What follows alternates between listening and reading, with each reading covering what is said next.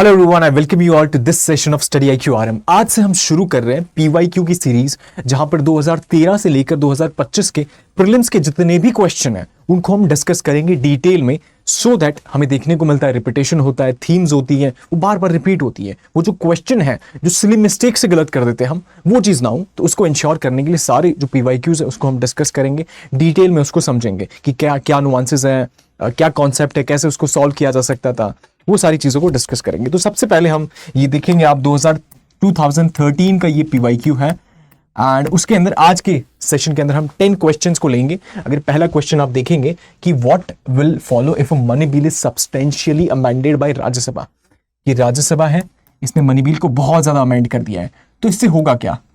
Money bill की बात करते हैं तो इसके पास पावर, लोकसभा के पास में पावर होता है इसके कॉन्टेक्स्ट में, तो अगर राज्यसभा इसको बहुत ज्यादा अमेंड कर दे रहा है तो क्या होगा। तो ये ऑप्शंस है, you have to choose the correct one, right. तो अगर आप देखेंगे कि president may call a joint setting तो नहीं होता है मनी बिल के केस में, राइट, ये गया। आप देखेंगे Lok Sabha may still proceed with the bill accepting और नॉट एक्सेप्टिंग, मतलब लोकसभा एक्सेप्ट करे ना करे, तो ये दिखा रहा है कि अच्छा लोकसभा के पास पावर है। इसमें अगर आप देखेंगे तो can not consider the bill further, Lok Sabha क्यों नहीं कंसिडर कर पाएगा, लोकसभा के पास पावर है इसमें।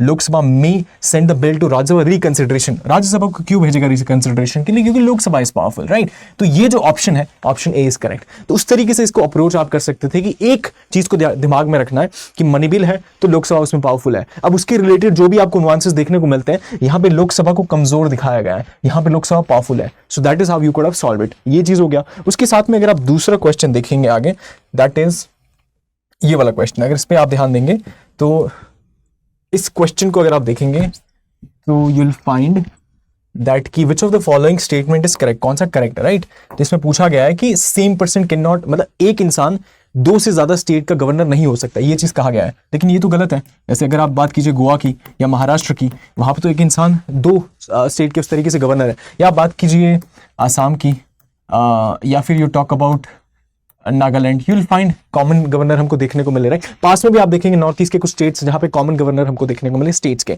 तो ये चीज गलत हो जाती है। तो जज जो है हाई कोर्ट के, इनको अपॉइंट किया जाता है गवर्नर के द्वारा, और अगर आप देखेंगे जज, हाई कोर्ट के जज को गवर्नर के द्वारा अपॉइंट किया जाता है, and thereafter Supreme Court के जज को प्रेसिडेंट के द्वारा अपॉइंट किया जाता है। ये सेकंड वाला तो सही है, लेकिन पहला वाला गलत है, क्योंकि हाई कोर्ट के जज हो या सुप्रीम कोर्ट के जज हो, उन्हें अपॉइंट प्रेसिडेंट के द्वारा ही किया जाता है। ये चीज है, हाई कोर्ट के द्वारा जो सबऑर्डिनेट जुडिशरी है वहां पर अपॉइंटमेंट देखने को मिलता है, तो ये चीज भी गलत हो जाती है इस कॉन्टेक्स्ट में। उसके साथ में तीसरा ऑप्शन है कि no procedure has been laid down in constitution for removal of governor. जैसे अगर आपको रिमूव करना है प्रेसिडेंट को तो प्रोसीजर है, राइट। अगर आपको रिमूव करना है वाइस प्रेसिडेंट को तो कुछ प्रोसीजर है, थोड़ा बहुत है, राइट। कॉन्स्टिट्यूशन के अंदर ऐसा कोई प्रोसीजर गवर्नर के कॉन्टेक्स्ट में ही देखने को मिलता है, बिकॉज आप देखेंगे प्लेजर ऑफ प्रेसिडेंट पे उनको अपॉइंट किया जाता है, तो वो नुआंसेस होते हैं। तो ये यहाँ पे करेक्ट दिख रहा है, एंड उसके साथ साथ में ये तो यहाँ पे गलत थे। इसकी बात करेंगे तो यूटी के केस में जो जहां पे भी लेजिस्लेटिव सेटअप है, लेट्स से आप बात कीजिए दिल्ली की, तो वहां पे सीएम जो होते हैं उनको एलजी के द्वारा अपॉइंट किया जाता है, ये सही है, on the basis of the majority support.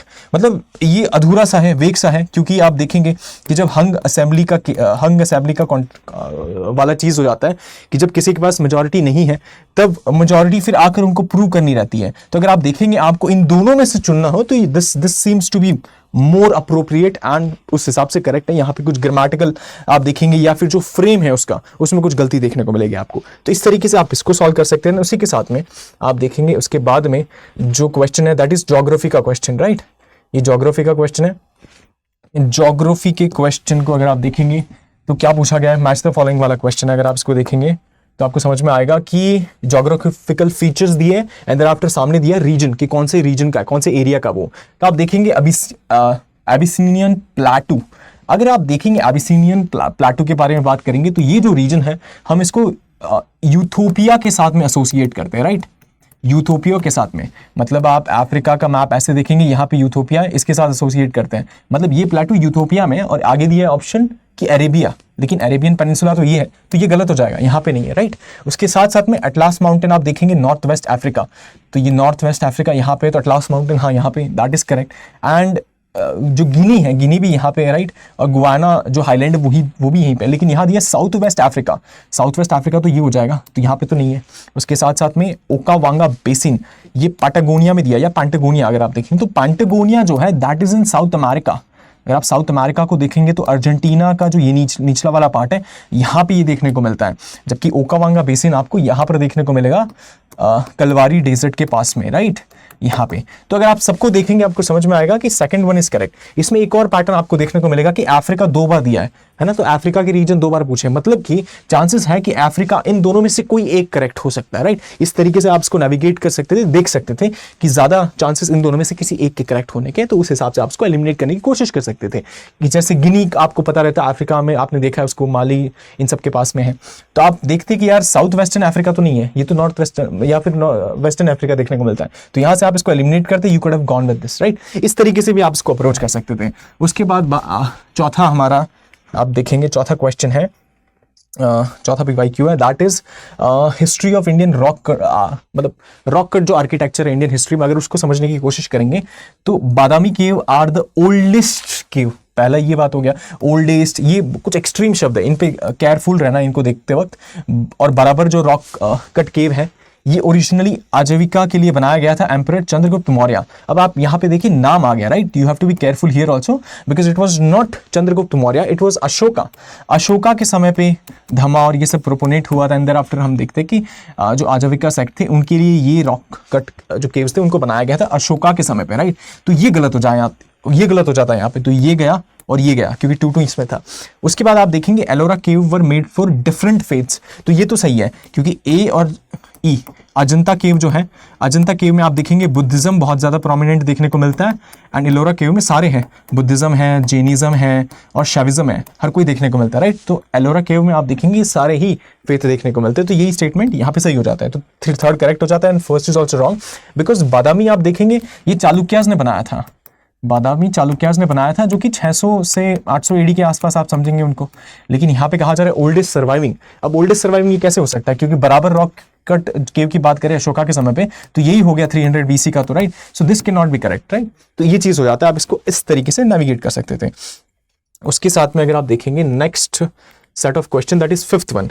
अगर 5th क्वेश्चन को आप देखेंगे, that is from science and tech से हमको देखने को मिलता है। साइंस एंड टेक का ये क्वेश्चन है, that is about recombinant DNA technology के बारे में। अब ये कैसे आप देखेंगे, rDNA टेक्नोलॉजी में किस तरीके से होता है कि आप समझेंगे कि जीन का ट्रांसफर, ऐसे कहा जा रहा है कि कहाँ से कहाँ जीन को ट्रांसफर किया जा सकता है। लेट्स से ये एक कोई ऑर्गेनिज्म, ये दूसरा ऑर्गेनिज्म है, अब इसका जीन काट कर आपको यहाँ पर ऐड करना है, तो आप ये कर सकते हैं वेक्टर को यूज कर, है ना, एक टूल होता है वेक्टर, इसको यूज कर आप इसको इस पे बिठाएंगे, देयर आफ्टर यहाँ से आप इसको एज अ व्हीकल के तौर पे लेके जाएंगे और यहाँ पे इसको डॉक कर देंगे, ये चीज होता है। अब ये चीज rDNA टेक्नोलॉजी के थ्रू जब होता है तो ये कहाँ कहाँ हो सकता है, मतलब डिफरेंट स्पीशीज ऑफ प्लांट में हो सकता है कि A प्लांट है वहां से B स्पीशीज ऑफ प्लांट में कर दिया, ये पॉसिबल है। दूसरा हो जाएगा एनिमल से प्लांट में भी कर सकते हैं कि कोई एनिमल है वहां से आपने प्लांट में कर दिया, that is also possible.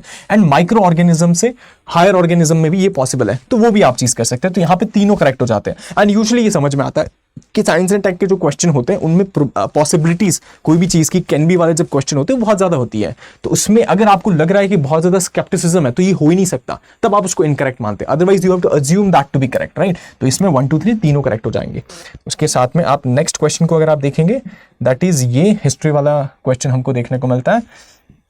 History का क्वेश्चन अगर आप इसको समझेंगे कि चाइनीज ट्रैवलर जो थे वानजिंग जो आप हर्षा के समय पे समझते हैं इनको, कि ये हर्षा जब थे, हर्षा के समय हमको देखने को मिलता है, दैट इज 600 AD के आसपास, राइट, यहाँ पे हमको देखने को मिलते हैं।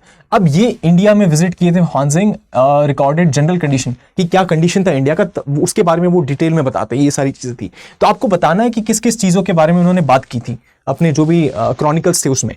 तो अगर आप देखेंगे तो वो कहते हैं कि रोड्स और रिवर रूट्स कंप्लीटली इम्यून थे रॉबरी से, मतलब हर्षा के समय पे कोई चोरी ही नहीं होती थी, आप सड़क पे जाएंगे कोई चोरी नहीं होगी, रिवर रूट से जाएंगे कोई चोरी नहीं होगी, कंप्लीटली कोई चोरी नहीं होती थी। ये तो बहुत एक्सट्रीम हो गया, ऐसे कैसे पॉसिबल है, मतलब आज भी हमको देखने को मिलता है बहुत सारी जगह, मतलब चोरी तो इट्स वेरी कॉमन, ऐसा तो नहीं है ना कंप्लीटली एलिमिनेट हो गया, कहीं ना कहीं तो होगी चोरी, तो ये चीज है, तो ये एक्सट्रीम है, तो यहाँ पे ये एलिमिनेट हो जाता है, ये गलत हो जाता है। जब 1 गलत हो गया, thereafter you are left with 2 and 3। अगर ऑप्शन को देख लेंगे आप क्या है, आप समझेंगे tradesman had to pay duties at ferries and barrier station, कि जो ट्रेड्समैन थे उनको ड्यूटीज पे करना होता था, ये तो नेचुरल सी बात है कि तभी स्टेट का रेवेन्यू मिलेगा, है ना। और उस तरीके से आप देखेंगे ये सब्सटेंस है, कुछ दम है, कीवर्ड्स है स्टेटमेंट के अंदर। उसके साथ साथ में पनिशमेंट की बात करें तो ordeals by fire, water and poison, जहर भी दिया जाता था, मतलब एक ये प्रूव करने के लिए कि आप इनोसेंट है या गिल्टी है, उसको प्रूव करने के लिए। तो दैट इज ऑल्सो सब्सटेंशियल। ये भी समझ में आता है कि हाँ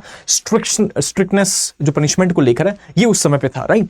तो ये दोनों चीजें करेक्ट है एंड ये गलत हो जाता है क्योंकि यहाँ तो एक्सट्रीम ही था, कंप्लीटली इम्यून कैसे हो जाएगा। तो ये 6 क्वेश्चंस को हमने डिस्कस किया है। उसके साथ साथ 7वां क्वेश्चन हमारे सामने ये रहा, विच इज दिस एनवायरमेंट का क्वेश्चन है। अगर आप इसको देखोगे तो ये कुछ इस तरीके से पूछ रहा है कि इनको कंसिडर करना है नेचुरली कौन से इंडिया में फाउंड किए जाते हैं। मतलब star tortoise, monitor lizard, pygmy hog और स्पाइडर मंकी। अब इनमें से इंडिया में कौन सा पाया जाता है? तो आप देखेंगे, अगर आपको समझ में आएगा कि यहाँ पे सबसे यूनिक तो मंकी देखने को मिल रहा है। हाँ, इंडिया में मंकी तो होते हैं, लेकिन पर्टिकुलरली यहाँ पे पूछा जा रहा है स्पाइडर मंकी। अगर आप देखेंगे स्पाइडर मंकी आपने कभी नहीं सुना होगा, स्पाइडर अलग से सुना होगा, that is there, but spider monkey साथ में इस शब्द को नहीं सुना होगा। तो स्पाइडर मंकी आप देखेंगे, यू शुड बी स्केप्टिकल इसको सुनकर। अगर आप समझेंगे कि आप देखेंगे जैसे यूरोपियंस ने जैसे ही कॉलोनाइजेशन की अगर हम बात करें तो इंडिया की तरफ और यहाँ पर उस तरीके से आए, तो ये जो रीजन था, राइट, आप देखेंगे यूरोप और अफ्रीका और एशिया, ये ओल्ड वर्ल्ड कहलाता है कि पुरानी दुनिया, ऐसे समझ लीजिए। जब यूरोपियंस ने नॉर्थ अमेरिका और लैटिन अमेरिका को कॉलोनाइज किया तो इन्होंने इसको नाम दे दिया न्यू वर्ल्ड, है ना। ये न्यू वर्ल्ड इन्होंने कह दिया यूरोपियंस ने।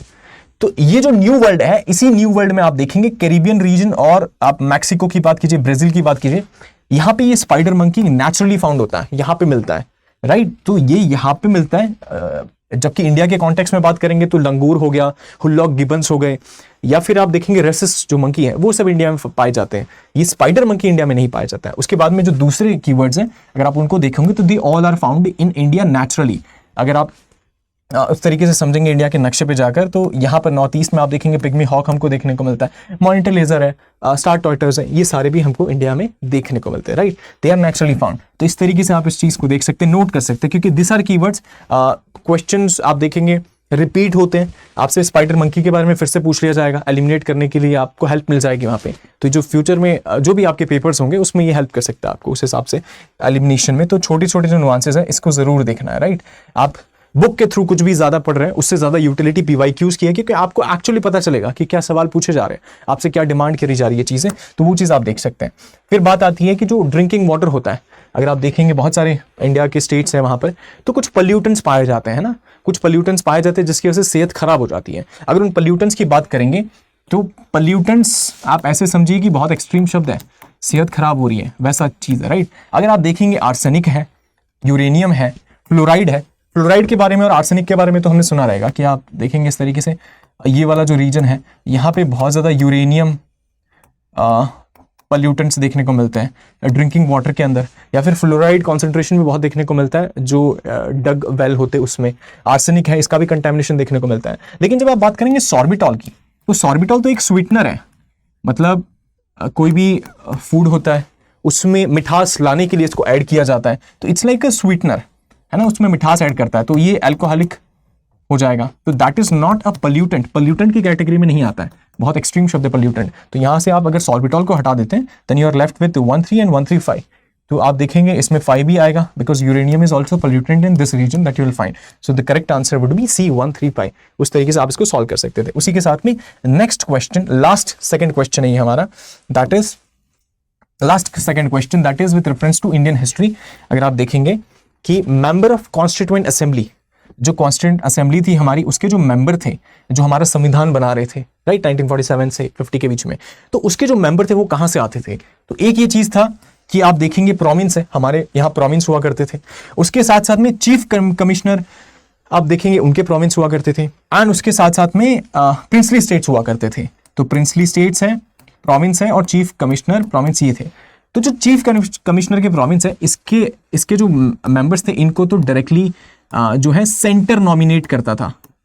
सेंटर जो था ब्रिटिशर्स नॉमिनेट करते थे, ऐसे समझ लीजिए, है ना, ये नॉमिनेट होके आते थे सेंटर के द्वारा। जो प्रिंसली स्टेट्स थे वहां से नॉमिनेट होके आते थे, लेकिन जो राजा होते थे, महाराजा होते थे, वो लोग यहां से नॉमिनेट करते थे, रूलर्स वगैरह।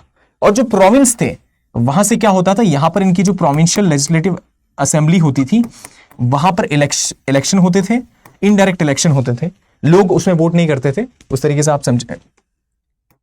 तो ये जो इनडायरेक्ट इलेक्शन होते थे, इनडायरेक्ट इलेक्शन की वजह से ये लोग इलेक्ट होते थे, एंड देयर आफ्टर यहां पर ये लोग जाकर उस तरीके से संविधान बनाते थे।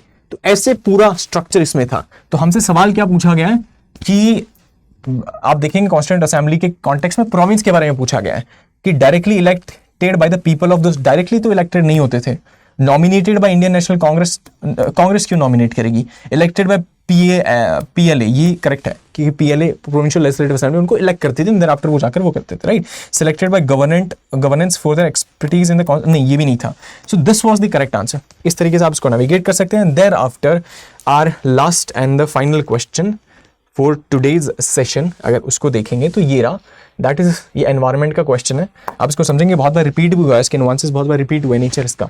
तो देखेंगे कौन सा मैमल है या फिर मैमल्स है, इनमें से आपको देखना है। तो आप समझेंगे कि मैमल्स आर द वन जो लाइव बर्थ देते हैं, है ना, लाइव बर्थ देते हैं, they are mammals. Mammals are also warm blooded होते हैं, वार्म ब्लडेड। तो इसके नुआंसेस को आप समझेंगे तो यू विल फाइंड सी तीनों ही सी है, मतलब all cannot be correct, right? Something has to be incorrect. तो आप देखेंगे sea cow, sea horse, sea lion. You must know that sea horse जो है ये एक्चुअल में इट्स एक्चुअली अ फिश, ये एक मछली है, कोई हॉर्स नहीं है, राइट। इट्स अ मछली, इट्स अ फिश। तो सी हॉर्स फिश हो जाता है, तो 2 को आप एलिमिनेट कर देंगे, 2 को आप एलिमिनेट कर देंगे, you are left with 1 and 3। अब इसमें आप देखेंगे सी लायन, जिसको आप समझेंगे इफ यू सी लायन और सी काउ की बात करेंगे तो both of them are mammals, right, both of them fall under the category of mammal. Sea cow को तो हम डगोंग भी कहते हैं, डगोंग, और ये बहुत बार क्वेश्चन रिपीट भी हुआ है डगोंग के ऊपर। तो आपको ये नोट करना है कि सी लायन और सी काउ दोनों ही मैमल्स है, और जो सी हॉर्स है वो एक्चुअली में फिश है। तो ये नुआंसेस हो जाते हैं। इस तरीके से हमने 10 क्वेश्चन को डिस्कस किया। आने वाले सेशंस में हम रोज ऐसे डेली सेशंस लाएंगे जिसमें हम नेक्स्ट 11 से 20, 21 से 30 ऐसे क्वेश्चन को डिस्कस करेंगे। ये 2013 का पेपर था, 14, 15 और 2025 तक इस तरीके से पूरी सीरीज को चलाएंगे and will try to finish it within 1.5 से 2 महीने में इसको फिनिश करने की कोशिश करेंगे। तो इसके साथ आप प्रैक्टिस कीजिएगा, आप देखिएगा इसको, अपने नोट्स जो है पीवाईक्यू का जो आपका पीवाईक्यू प्रिंट आउट कीजिएगा, उसी के ऊपर आप अपने नोट्स जो बना लीजिएगा, और जो आपको वैल्यू एडिशन लिखता है वो यहाँ पे ऐड कर दीजिएगा, because they are very important. इनको अंडरस्टैंड करना बहुत ज्यादा हेल्प करेगा आपको प्रीलिम्स को क्लियर करने में, because prelims would be a game of not of knowledge but of the strategy, but of knowing the nuances कि एक्चुअल में क्या क्वेश्चन पूछे जाते हैं। तो उसी वजह से it would be of immense utility for you. So I hope and wish आपको वीडियो पसंद आया हो। अगर पसंद आया हो तो आप एक और चीज कर सकते हैं, you can reach out to me at medlife study IQ, medlife study IQ, this is my Telegram channel. यहाँ पर आपके जो भी डाउट्स है, क्वेरीज है, उसको हम ले लेंगे, आपका जो जूम सेशन कंडक्ट करा लेंगे, उसमें डिस्कस कर लेंगे। इसके रिगार्डिंग पीवाईक्यू के रिगार्डिंग कोई प्रॉब्लम्स है, कोई डाउट्स है, कोई और चीज़ को लेकर डाउट्स हैं, तो वो सारी क्वेरीज को हम उस तरीके से हैंडल करेंगे। उसी के साथ में यूपीएससी के जो एक्सप्लेनर है, कॉन्सेप्ट्स कुछ होते हैं, या फिर स्ट्रैटेजी जो वीडियोस होते हैं, या फिर मीन्स के लिए जो वैल्यू एडिशन है, सारी चीज़ें यहाँ पे शेयर की जाएगी, तो आप यहाँ पे ज्वाइन कर सकते हैं। उसी के साथ में I hope and wish you like the video. If you like the video, do like, share, subscribe and share with your friends and fellows so that they can also find value. Thank you so much for watching. See you in the next video.